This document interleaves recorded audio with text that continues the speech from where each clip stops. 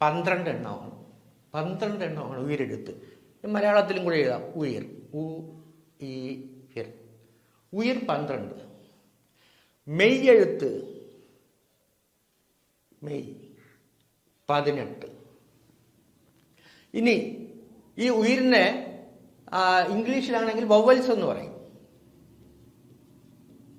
Vowels. May consonants. Consonants.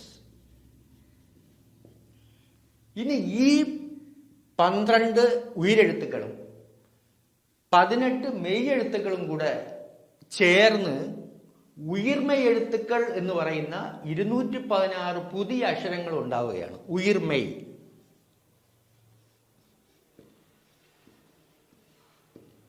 ഇരുന്നൂറ്റി 16 അക്ഷരങ്ങൾ.